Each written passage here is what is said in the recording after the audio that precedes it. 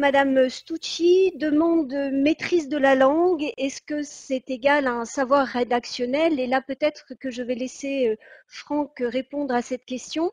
Et en lien avec ces savoirs rédactionnels et cette maîtrise de la langue, il y a une question sur le devenir du trinôme enseignant de français. Voilà. Oui, sur la maîtrise de la langue française était remontée notamment sur beaucoup de livrets de tuteurs, mais également dans certaines notes d'alerte dans le rapprochement qui avait été fait auprès des équipes enseignantes, qui avait un socle d'attendus important sur certaines activités qui pouvaient être réalisées par les bacheliers et en lien avec les activités professionnelles, soit sur l'expression orale, c'est-à-dire que quand on accueille un client, eh bien c'est avoir le vocabulaire propre, associé et dédié, mais également quand on a une relation avec le client avec mail, on a un rédactionnel attendu, mais avec des exigences plus professionnelles. Il ne s'agit pas là de se substituer aux enseignements généraux et de refaire des cours de français, mais bien, et on l'a mis notamment dans les indicateurs d'évaluation possibles, de serrer en fonction de l'activité professionnelle le degré d'attendu en maîtrise de la langue française ou écrite, mais dans ce contexte professionnel. Et pour répondre également à la question du partenariat qui peut être établi avec le professeur de français, ça n'enlève en rien et ça ne se substitue pas à cela, bien évidemment. Là, ici, on parle des blocs de compétences professionnelles. Donc, les endroits où apparaît la question de la maîtrise de l'expression française orale ou écrite, c'est en rapport avec les documents professionnels cités dans le bloc, dans les compétences, dans les activités et surtout dans l'environnement. C'est sur la dimension professionnelle des choses. En revanche, sur la maîtrise globale de la langue française, là, ça ressort d'un autre dispositif. Alors, bien entendu, il y a la partie assurée au travers, de façon générique, dans l'enseignement dit de français au bac pro, mais aussi, et on le précise bien, et ça, c'est un autre sujet, dans le cadre de la co-intervention qui est prévue en français et en mathématiques dans toutes les filières de bac pro. Alors, bien entendu, comme là, il y a des travaux d'équipe dans le temps imparti et de l'encadre imparti de la co-intervention, et il n'est pas problématique d'aborder des éléments qu'on peut relever comme professionnels pour illustrer ce travail de co-intervention. Mais ici, on n'aborde pas directement ce point-là, on pourra le raborder ultérieurement, mais là, on est très clairement dans ce qui est exigé dans le bloc de compétences et quand on le verra, dans l'évaluation de chacun des blocs. Quid des EGLS? Voilà. D'une façon générale, ce bac professionnel Agora s'inscrit dans le cadre des dispositions prises par la transformation de la voie professionnelle. Toute la maquette du bac pro Agora doit être conforme au cadrage et à la réarticulation, à la réorganisation du bac pro sur sa structuration, ses enseignements. Hein, il y a une maquette nationale qui vaut pour l'ensemble des bacs. Évidemment, il se glisse dans cette maquette nationale. Donc ça, c'est clair. Il y a des horaires qui sont prévus pour chacun des enseignements et un programme. Alors maintenant, il doit être, je pense, à peu près actualisé, puisque comme vous le savez, il y a des dispositions qui ont été prises en 2019 pour la définition d'un certain nombre de programmes. Dans certains cas, c'était sur tout le cycle de formation. Dans d'autres cas, ça ne valait que pour la classe de seconde ou de seconde et première. Évidemment, ça c'est clair. Dans les enseignements généraux, ça va être ce qui va être décidé pour l'ensemble des bacs professionnels et le programme des bacs professionnels qui va s'appliquer pour le bac pro Agora. Ok, merci. Il y a une demande d'explication sur la disparition du pôle 4. Alors, cette disparition nous laissait, enfin, les remontées de terrain nous montraient qu'on ne confiait jamais, ou très rarement, la responsabilité totale d'un projet à un bachelier professionnel. ce bachelier intervient sur certaines étapes du projet ou assure une certaine coordination administrative du projet. Or, ce projet, on le retrouve parfois de façon tout à fait transversale dans le pôle 1, dans le pôle 2 ou dans le pôle 3. Donc, il n'a pas disparu. Et puis, d'autre part, cette question du projet sera réinterrogée en WebConf 3 avec notamment la notion de chef-d'œuvre. Effectivement, pour compléter ce que vient de dire Franck,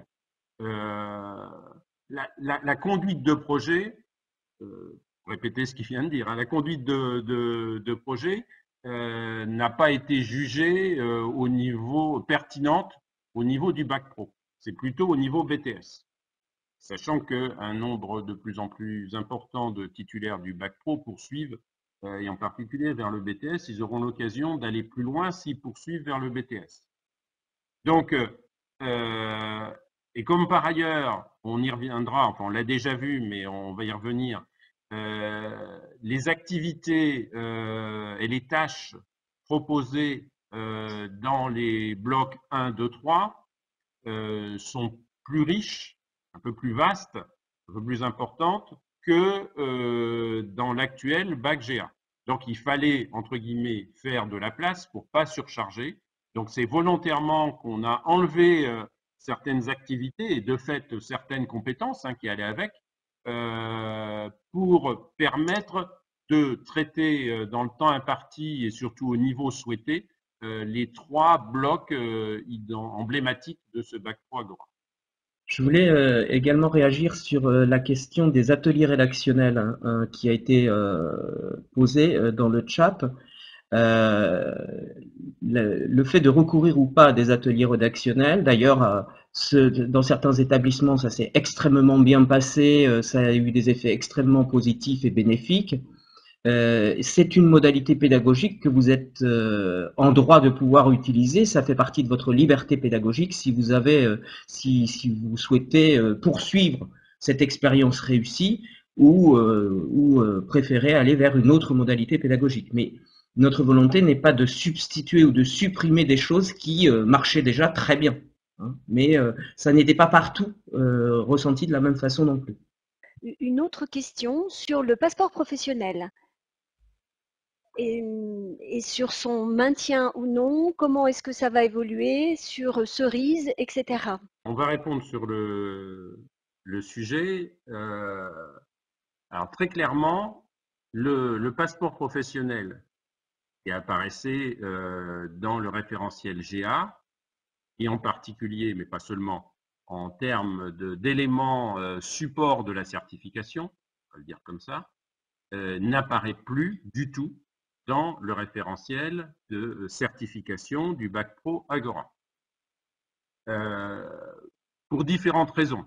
Mais la première, et qui est, je dirais, réglementaire et organisationnelle, c'est que en termes de certification, je suis bien sur la certification, le passeport tel qu'il pouvait exister à Agora, mais qu'il existait dans d'autres dans d'autres BTS, je viens de m'occuper de la réforme du BTS tourisme, il y avait aussi un passeport professionnel dans le BTS tourisme, par exemple.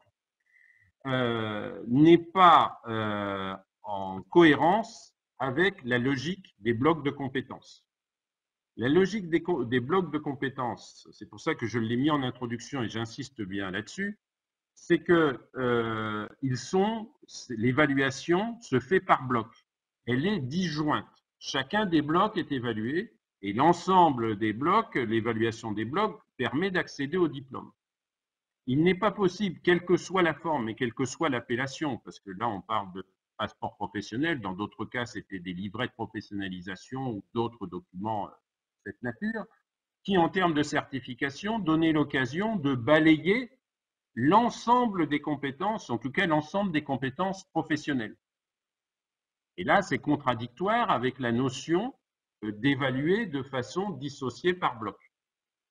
Donc, en termes de certification, ça n'apparaît plus parce que ça ne peut plus être fait. Et il n'y a pas d'épreuve, que ce soit au bac pro ou au BTS, où il n'y aura plus d'épreuve, puisqu'on est dans un processus évolutif de rénovation de l'ensemble de diplômes professionnels, d'avoir des épreuves, on en trouvait souvent en BTS d'ailleurs, des épreuves transversales d'évaluation de l'ensemble des compétences professionnelles. Ça, c'est pas possible.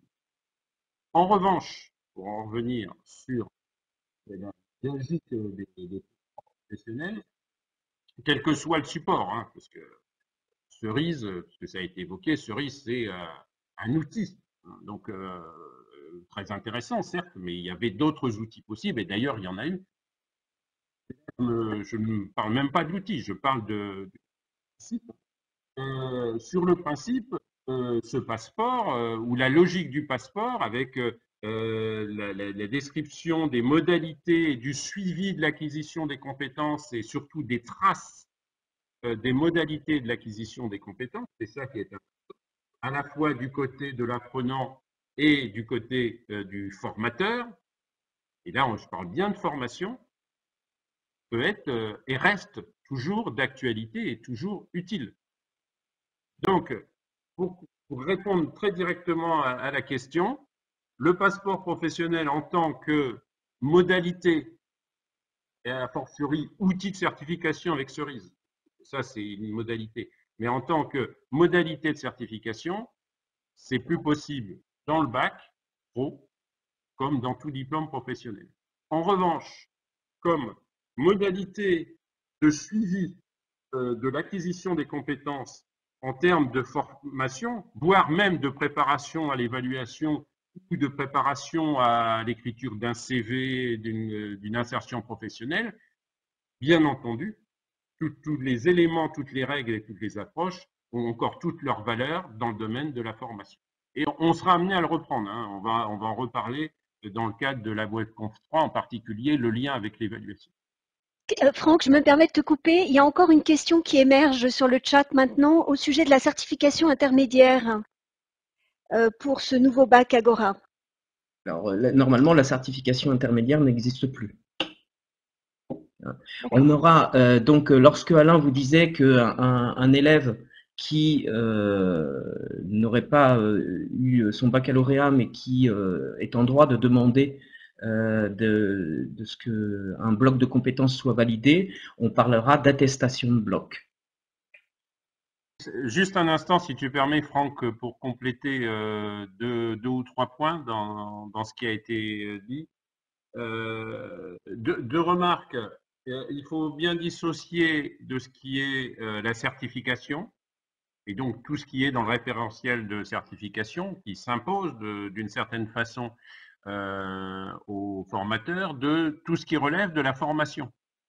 La liberté pédagogique reste très large et les équipes, les enseignants et au-delà les équipes pédagogiques peuvent choisir les méthodes, les moyens, les outils, les démarches qui leur semblent les plus pertinentes pour aboutir à l'acquisition des compétences décrites dans le référentiel. Les trois premières présentations donnent des exemples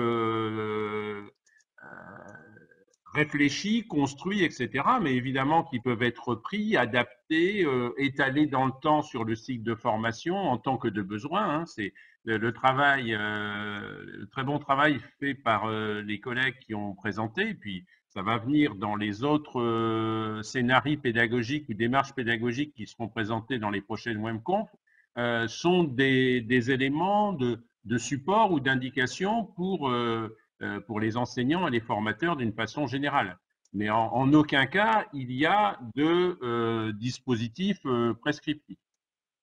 Deuxième remarque que c'est évoqué, Franck l'a dit, mais on peut insister là-dessus, les avancées qu'il y a pu y avoir avec la mise en place du bac pro gestion administration, et en particulier sur l'organisation spatiale des classes, l'utilisation des différents outils.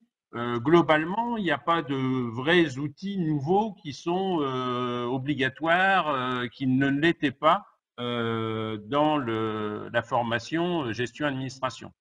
Troisième remarque, peut-être la plus importante, parce que, et c'est là où il faut bien faire la distinction entre certification et formation. Il est clair, et on le reprendra au mois de septembre, que la certification, je le réaffirme, se fait par bloc. Et donc, seront évaluées dans une épreuve relative à un bloc que les compétences figurant dans ce bloc. En revanche, et d'ailleurs on l'a vu à l'occasion des présentations, vous pouvez avoir un scénario pédagogique ou une mise en œuvre pédagogique qui se réfère à un seul bloc, mais aussi, dans certains cas, qui peut se référer à plusieurs blocs. Là, il n'y a pas de difficulté à ce niveau-là. Du point de vue de la formation, vous pouvez avoir à la fois un scénario ou des situations professionnelles, pour être plus général, qui permettent d'aborder des activités et des compétences relatives à 2 ou 3 blocs dans la même situation professionnelle. Donc, il faut vraiment bien distinguer les deux. Quelles préconisations en matière d'identification des disciplines professionnelles pour la répartition des enseignements par pôle? Alors, mais Franck pourra aussi répondre, mais le principe, et je rebondis un peu sur ce que je viens de dire, et je vais peut-être plus loin si ça n'a pas été tout à fait compris ou précisé. On passe aussi dans une logique assez différente, où on est en train de passer dans une logique assez différente avec la transformation de la voie professionnelle. C'est-à-dire que la dimension prescriptive, j'allais dire, de l'organisation de la formation va au fil du temps s'atténuer. Elle a déjà commencé à s'atténuer, elle va s'atténuer de plus en plus, et en particulier le rôle de la DGESCO et l'inspection générale, hein, pour être très clair, peut-être moins l'inspection territoriale, mais en tout cas l'inspection générale dans l'organisation de la formation. L'organisation de la formation, elle est déjà assez libre, et je viens de le dire, et la liberté pédagogique et surtout de la liberté d'organisation sur 3 ans dans les établissements. Mais là, sur les modalités d'organisation des enseignements, ça relève de l'équipe pédagogique avec la direction de l'établissement. Il n'y a pas de préconisation standard au niveau national. Non, et en plus, tout dépend de la composition de l'équipe, hein. Merci beaucoup. Donc, eh bien, écoutez, on vous dit au revoir et à la semaine prochaine. Merci à tous.